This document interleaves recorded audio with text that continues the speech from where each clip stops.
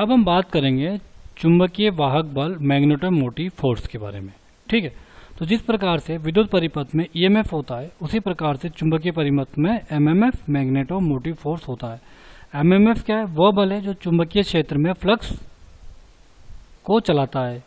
ठीक है, अर्थात एमएमएफ जो होता है चुंबकीय विभव का अंतर है जो चुंबकीय परिपथ में फ्लक्स को बनाए रखता है और इसकी यूनिट क्या होती है? एम्पियर टर्न्स होती है।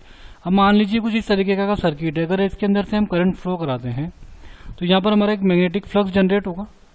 तो वो मैग्नेटिक फ्लक्स जिस भी कारण से जनरेट हो रहा है उसे हम मैग्नेटिक मोटिव फोर्स चुंबकीय वाहक बल कहते हैं। और उसकी जो मैथमेटिकल इक्वेशन होगी MMF is equal to N I होगा, और एन क्या होगा? नंबर ऑफ टर्न्स, और आई क्या होगा? उस कोइल में से बहने वाली करंट। ठीक, अब हम बात करते हैं रिलक्टेंस की। रिलक्टेंस या प्रतिष्ठब इसका हिंदी में नाम है। तो जिस तरीके से विद्युत परिपथ में प्रतिरोध होता है उसी तरीके से चुंबकीय परिपथ में रिलक्टेंस या प्रतिष्ठब होता है। रिलक्टेंस को एस से दिखाते हैं। ये एस वाला जो सिग्नल है वो रिलक्टेंस का प्रतीक होता है एस। ठीक है, और इसके अगर हम मैथमेटिकली, ये चुंबकीय परिपथ में चुंबकीय फ्लक्स का विरोध करता है और एम्पियर टर्न्स प्रति वेबर इसकी इकाई होती है। तो इसकी इकाई क्या हो गई?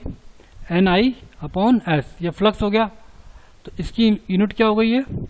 इसका मतलब वेबर, और इसका एम्पियर टर्न्स वेबर पर एम्पियर टर्न्स। ठीक है ना, तो एम्पियर टर्न्स पर वेबर इसका मात्रक हो गया। और अगर ये रिलक्टेंस को और डिटेल में जाएं तो reluctance is equal to L upon A into R होता है। अब यहाँ पर एल क्या है? चुंबकीय पथ में मीटर की लंबाई, चुंबकीय पथ कितना लंबा है। ये जो होता है ये म्यू होता है। ये चुंबकशीलता है। म्यू स्वतंत्र स्थान की चुंबकशीलता होती है और आपेक्षिक चुंबकलता म्यू आर होती है। यहाँ पे म्यू नोट और म्यू आर है। ए वो होता है, ए जो होता है चुंबकीय पथ का अनुप्रस्थ काट का क्षेत्रफल होता है ए। ठीक, इस तरीके से हम रिलक्टेंस को डिफाइन करते हैं। अब हम बात करेंगे चुंबकीय फ्लक्स की। तो चुंबकीय फ्लक्स का जो मैथमेटिकल होता है, मैथमेटिकल इक्वेशन होती है वो होता है phi is equal to N I by S. N I क्या था? MMF upon reluctance. किसी चुंबकीय क्षेत्र में कुल बल रेखाओं की मात्रा चुंबकीय फ्लक्स कहलाती है। यह चुंबकीय फ्लक्स चुंबकीय कोर के अनुप्रस्थ काट के क्षेत्रफल पर जो फ्लक्स की दिशा के लंबवत होती है उपस्थिति कुल बल रेखाओं की संख्याओं के बराबर होती है। इसकी यूनिट क्या होती है? वेबर होती है। इसको मतलब जो एम्पियर टर्न्स अपॉन रिलक्टेंस को क्या बोलते हैं? हम वेबर बोलते हैं। यहाँ फाई क्या होता है? फ्लक्स। एन क्या होता है? Number of turns. अगर इसको और डिटेल में लिखना हो तो रिलक्टेंस का रख दो। तो रिलक्टेंस अपॉन में तो क्या हो जाएगा? एल। ऊपर क्या जाएगा? ए म्यू नोट म्यू आर। ठीक है, अब हम बात करते हैं चुंबकीय फ्लक्स की। तो किसी चुंबकीय क्षेत्र में कुल बल रेखाओं की मात्रा चुंबकीय फ्लक्स कहलाती है और ये फ्लक्स फाई से डिनोट किया जाता है और ये एन आई बाई एस होता है। और रिलक्टेंस, ये एस रिलक्टेंस को शो करता है। ये रिलक्टेंस क्या होता है? L upon A mu naught mu R. ठीक है, तो ये हो गया हमारे पास चुंबकीय फ्लक्स खत्म हो गया। और यहाँ पर अगर हम एल की टर्म्स करें तो रिलक्टेंस की टर्म्स कर रहे हैं। रिलक्टेंस तो ये flux, number of turns, amperes धारा। ये रिलक्टेंस स्वतंत्र चेत में चुंबकीयशीलता, आपेक्षिक चुंबकीयशीलता, और ये वर्ग मिलीमीटर और चुंबकीय पथ का चुंबकीय परिक्षेत्र का क्षेत्रफल। अब हम बात करते हैं चुंबकीय क्षेत्र की प्रबलता, मैग्नेटिक फील्ड स्ट्रेंथ। अब हम बात करते हैं चुंबकीय क्षेत्र की प्रबलता, मैग्नेटिक फील्ड स्ट्रेंथ।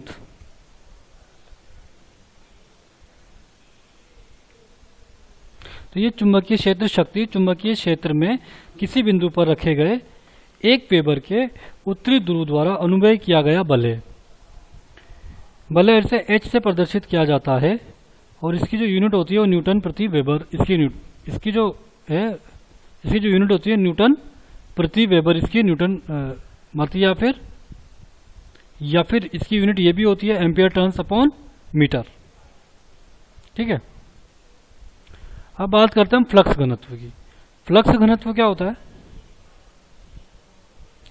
ये जो फ्लक्स घनत्व होता है, फ्लक्स घनत्व को B से शो किया जाता है। किसी चुंबकीय क्षेत्र में कुल बल रेखाओं की मात्रा चुंबकीय फ्लक्स कहलाती है।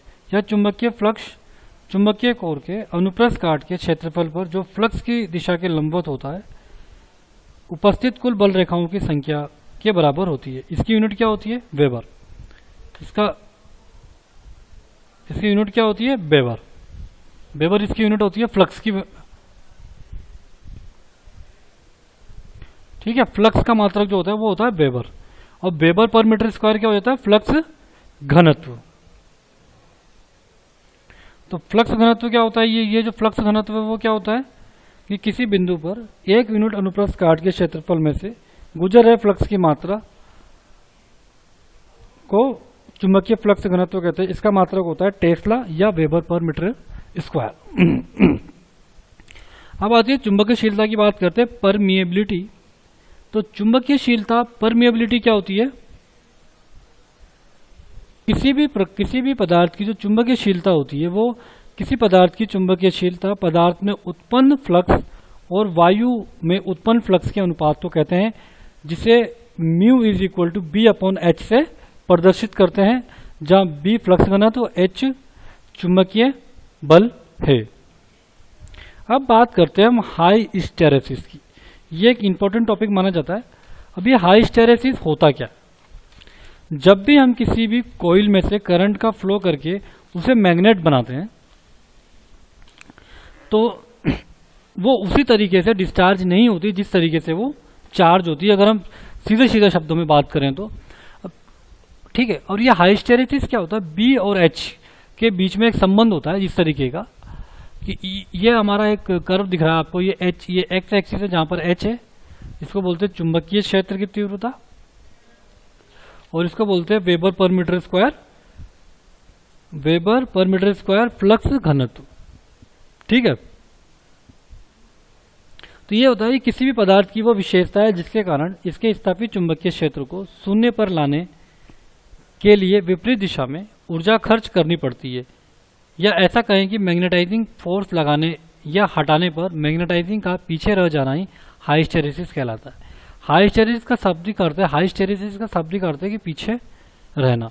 अब जैसे मान लीजिए हमारे पास यहाँ कोई कोइल है, कोई किसी भी कोइल को हमने कोई करंट फ्लो कराई तो वो मैग्नेटाइज होनी स्टार्ट हुई, तो ये मैग्नेटाइज इस तरीके से मैग्नेटाइज होनी यहाँ तक मैग्नेटाइज हो गई। अगर हम उसका मैग्नेटाइज करने वाला फोर्स हम हटा दें तो वो वापस डीमैग्नेटाइज होगी। तो वो इसी तरफ से डीमैग्नेटाइज होनी चाहिए, लेकिन इस तरह से डीमैग्नेटाइज नहीं होती, ये इस वाले कर्व को फॉलो करती है। ठीक, यहाँ पर आकर के शून्य हो जाता है बी, लेकिन फिर भी उसका मैग्नेटिक फील्ड रहता है। अगर उस मैग्नेटिक फील्ड को हटाना है तो मैं उसके विपरीत डायरेक्शन में डीमैग्नेटाइजिंग फोर्स लगाना पड़ेगा, जो कि बिंदु सी को दर्शाता है। अब इस फिगर में हमको कुछ काफी सारी टर्म्स दी हुई है कि ये जो होता है ये हमारा कोर्सिविटी होता है, इसको हम बोलते हैं कोर्सिविटी। जो ओसी है ये, इसको बोलते हैं हम कोर्सिविटी। कोर्सिविटी के आगे हम बात करते हैं ओ आर की, ये है ओ आर। ये ओ आर क्या है? इसको हम बोलते हैं रेजिडुअल मैग्नेटिज्म। ये लिखा ओ आर, ये होता है रेजिडुअल मैग्नेटिज्म।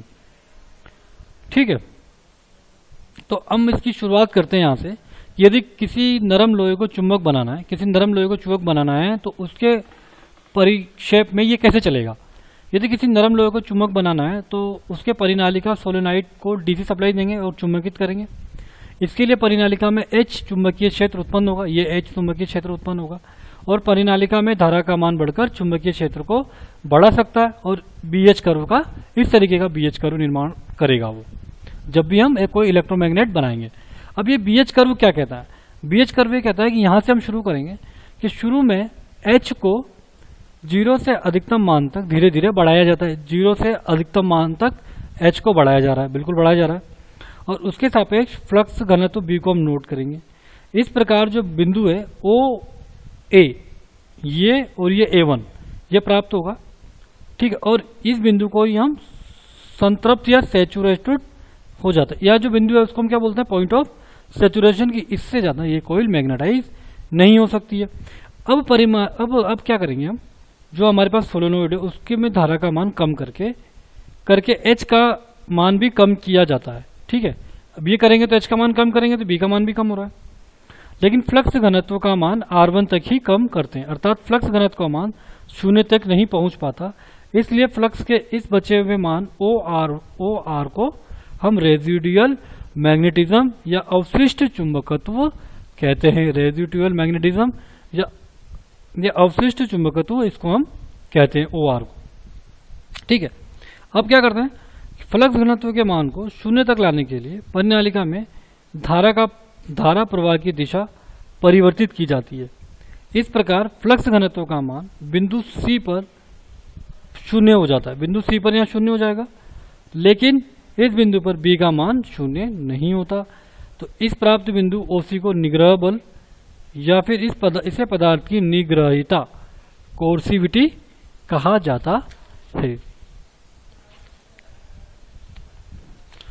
यदि फ्लक्स का मान 0 से और भी घटाया जाए तो ये ऋणात्मक क्षेत्र में बढ़ता जाएगा। ये ऋणात्मक क्षेत्र में बढ़ने लगा ये, और अर्थात विपरीत दिशा में बिंदु पर ऋणात्मक से अधिकतम मान तक पहुंच जाएगा। ये ऋणात्मक में अधिकतम मान तक पहुंच गया।